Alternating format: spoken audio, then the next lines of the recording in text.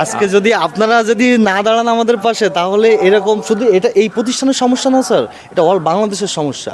আজকে যদি এই গাছগুলো না থাকে তাহলে আমরা থাকবো না স্যার। আপনার ছেলেমেয়ের ভবিষ্যৎ অন্ধকার, আমাদের ভবিষ্যৎ প্রজন্ম অন্ধকার স্যার। আজকে আপনাকে এই বিষয়ে একটু হলেও আমাদেরকে সাপোর্ট করতে হবে। আমি জানি যে এখানে আপনার আপনার পাশাপাশি আরও অনেক অফিসার আছে যাদের এটা দায়িত্বে আছে, আপনার দায়িত্বে নাই স্যার, আমি এটা জানি। কিন্তু আপনার কাছ থেকে কিছু তথ্য আমাদের পাওয়া দরকার। না ভাই, আমি বলি একটা মিনিট। তার কারণ হচ্ছে কি, আমরা এই প্রতিষ্ঠানে এই সম্পর্কে আমি কিছু বলতে পারবো না। তার কারণ হচ্ছে আমাদের দায়িত্ব আছে নিরাপত্তা।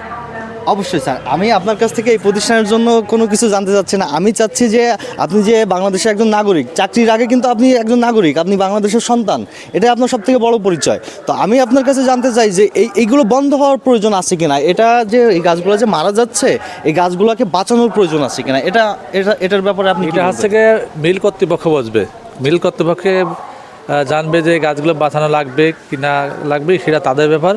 আর আমাদের ব্যাপার হচ্ছে আমরা এখানে নিরাপত্তার দায়িত্ব আছি, এটা আমাদের দায়িত্ব নিরাপত্তা দেওয়া, এইটাই। তার এর বেশি আমি আর কিছু বলতে পারবো না। আমি আরেকটু বলতে চাই স্যার, যে আজকে যদি এই স্যার কিন্তু জানে, এখানকার যে ম্যানেজার আছে দায়িত্বে, ইনি কিন্তু জানে যে এটা কেন মারা যাচ্ছে। এটা মারা যাচ্ছে লাক্ষা পোকার জন্য, এবং এটা টেন্ডারও দেওয়া হয়েছে আমি জানি। এবং আমি এখানে আজকে নতুন না, আমি 3বার আসছি এটা দিয়ে। এবং এই গাছগুলোর টেন্ডার দেওয়া হয়েছে, এবং এইখান থেকে ডালগুলো কেটে নিয়ে যাওয়ার ফলে এই গাছগুলো মারা যাচ্ছে। তো সে কি একটা পদক্ষেপ নিতে পারে না? তার কি দায়িত্ব নাই এটার প্রতি? এটা আছে তাদের ব্যাপার, এটা আমাদের প্রশাসনের কোনো ব্যাপার না। তার কারণ আমরা এটা নিরাপত্তার দায়িত্ব আছি, আমাদের দায়িত্ব আছে নিরাপত্তা মন্ত্রী শোধ, বুঝছেন।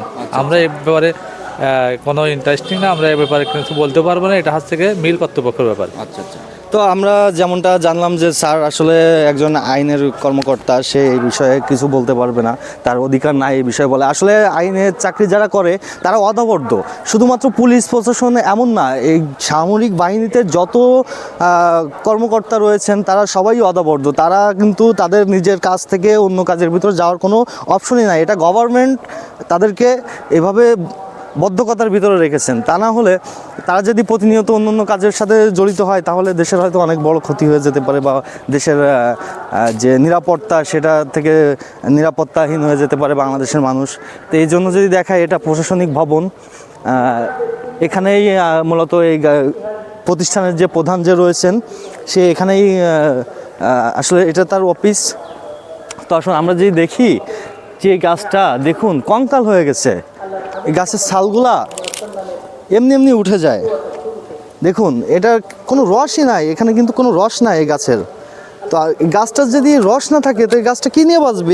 এর আমাদের যেমন বাঁচতে গেলে রক্তের প্রয়োজন, এই গাছটারও তো বাঁচতে গেলে পানির প্রয়োজন, সূর্যের আলো প্রয়োজন। তার খাবার তৈরি করতে গেলে তার সূর্যের আলো, পানি, কার্বন ডাইঅক্সাইড, এগুলো না হলে তো তার নিজের খাবার উৎপাদন সে করতে পারে না। তো সে যখন খাবার উৎপাদন না করতে পারে, তাহলে সে বেঁচে থাকবে কিভাবে? দেখুন, হায় রে গাছ, কিভাবে রক্ষা করব তোমাদেরকে?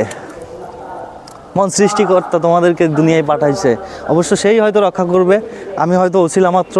জানি না কতটুকু করতে পারবো, তবুও চেষ্টা চালিয়ে যেতে হবে। হাল ছাড়লে হবে না, হাল ধরে রাখতে হবে। আজকে যদি সবাই হাল ছেড়ে দিই, তাহলে আমাদের ভবিষ্যৎ প্রজন্ম খুবই খারাপ। তো দেখুন যে কি অবস্থা হয়ে গেছে গাছগুলার, আজকে একটা পাতা নাই।